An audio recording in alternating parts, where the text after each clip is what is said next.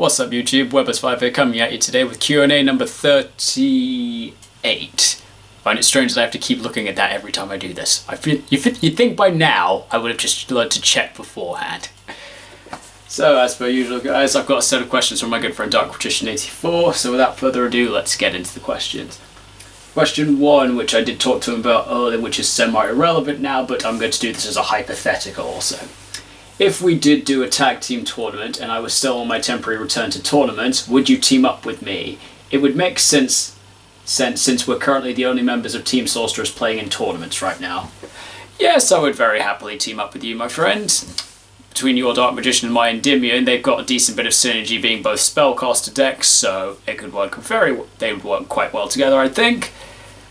So, yeah, I'd be happy to do so if the tag was ever to become a thing and you were ever to return to tournaments again. But naturally, you posted this question before the Tabletop Republic tournament over the weekend, which was naturally before your announcement of going back into tournament retirement, which I completely understand, but that's fine. But perhaps if we were to ever do a tag tournament, maybe you just reconsider just for a one-off time because it's tag. Question 2. What do you think the next archetype to get a structure deck could be?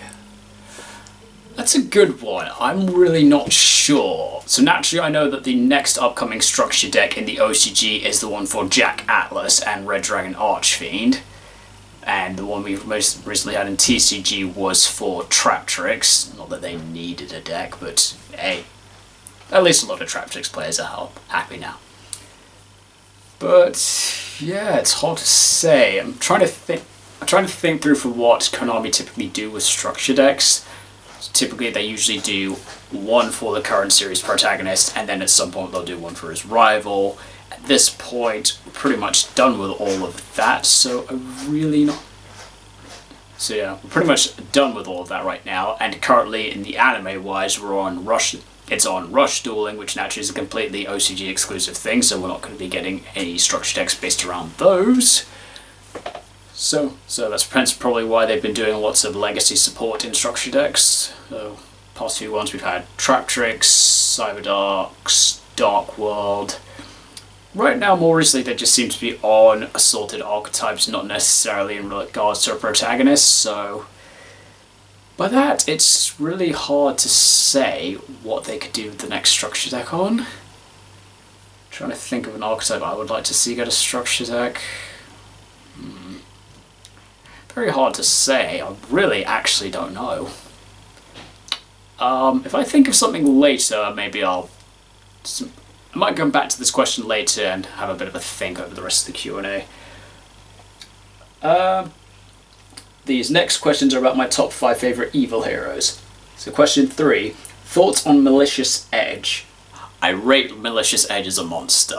He's a lot of fun. He's like he's a one tribute piercer, which I really like.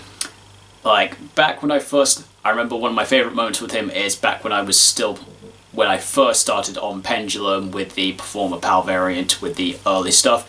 I was playing Perform Pal Hip Hippo, and I played it in combination with Perform Pal Malicious Edge because frankly it's quite stupidly good. Because I can just go, if I'm going second, normal summon Hip Hippo effect. I can normal summon again for a level 7 or higher. Because my opponent's got a monster, I can tribute just the Hip Hippo, immediately normal summon Malicious Edge. It's great. It's basically like the standard evil hero combo with Malicious Edge and Infernal Prodigy and evil heroes, but without the benefit that I don't get to draw a card at the end of the turn. But still, pretty easy to use, which is why I really like him. 4. Thoughts on Dark Gaia? I absolutely love Dark Gaia. It's probably one of my favourite evil heroes of all time. That being said, there's not very many evil heroes to choose from, but you still understand my point. So in the 2008 video game on the DS, as soon as I got far enough into the game, I converted into playing evil heroes, and basically one of the best variants I found was just Dark Gaia. I basically just converted into straight up a Dark Gaia Turbo, because in 2008, Foolish Burial was at 3. So I could just go double Foolish Burial, send Raviel, send Valkyrian, activate Dark Calling, banish them, 7500 Dark Gaia, normal summon Infernal Gainer, effect, Target guy, it can attack twice. Battle phase, attack, effect, force your monster into attack mode, smack over it for 75, hit direct for 75. It was just so much fun back in the day, and I absolutely loved it. Loved it. And I still love Target Guy to this day. That's one of the things I will say though I kind of wish Konami had done when they did the Evil Hero support. Maybe find a way to just like throw some rock monsters into the Evil Hero archetype just to synergize a little bit. Could have been better. Also, I don't like how Sinister Necrom's a level 5. I mean, yes, I get that it works with Bane, but then it doesn't work with Malicious Fiend. Because Malicious Fiend needs a level 6 or higher. Which there aren't very many fiends in the... Which there aren't exactly very many fiends that work in that regard. But I understand that they kind of base Sinister Necrom on Necro Shade, so... Okay. 5. Thoughts on Malicious Bane. Malicious Bane was an absolute huge boost to the Evil Hero archetype when it was released, and by default became one of the best hero monsters in the game upon its release. Yeah, Bane is an absolute fun just to play. Just a way of nuking the board, gaining attack, and then it's immune to battle and effect destruction, which is really great. And he's already on a 3k beat. He's already a 3k beast naturally. So yeah, he was absolutely great. Love him. Love him. 6. Thoughts on Lightning Golem. Lightning Golem, yep, one of the originals. A lot of fun to play. In current variants, not as naturally the older Evil Heroes aren't as viable in current format since they're naturally specific materials, but naturally with Infernal Devices it can make it a bit easier. That being said, when I was playing Infernal Devices in my heroes, I wasn't playing Lightning Golem, but frankly, we were at the point we had Bane, so I didn't really need the Lightning Golem. Overall, I think he's still really good. He's just kind of been power crept by Bane. But overall, he's still a really cool OG hero.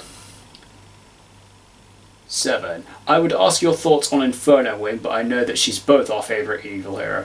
Yeah, she is. I absolutely love Inferno Wing. She's insane. So, how did she become your favourite? Regards to why she's my favourite evil hero, and also in my case, she's also my favourite fusion monster. For me, it's like, what's not to like about Inferno Wing?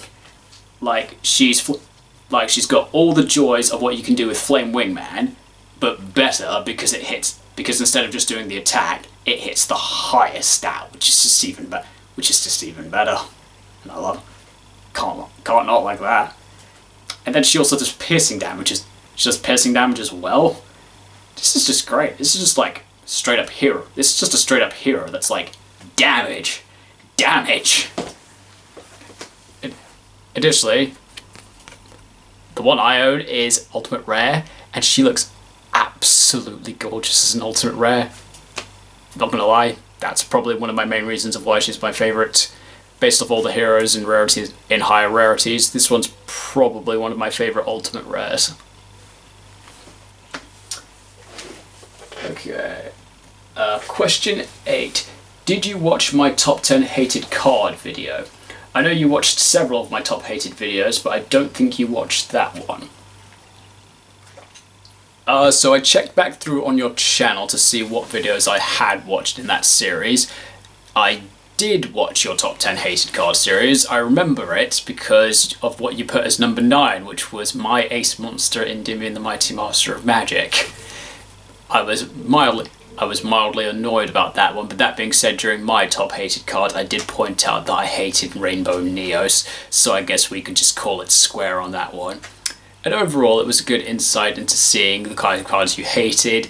Frankly, I completely agreed with most of the cards you did put on there, because they're pretty much one of those. Most of them were just the meta-based cards, which were just so oppressive in the game that everyone just got to the point of hating them, unless you were using it yourself. And question 9, did you watch my top 12 Yu-Gi-Oh! Decks people hate me using? No, I did not watch that. That sounds interesting. I might check that out a bit later. It's kind of I'm kind of intrigued to find out what kind of decks that you play that nobody actually likes going up against. I can't really think of any. Your decks are pretty chill, so I can't think of any reason why someone wouldn't want to face them. So yeah, I will probably give that a check out a bit later. And on that note, guys, that is all the questions I have today. So thank you very much, Darkmagician84. Very amusing questions as always. And if anyone else has any questions for me, I do these Q&As every Wednesday afternoon or morning, UK time, depending on my schedule. Thank you so much for watching, guys, and I will see you next time.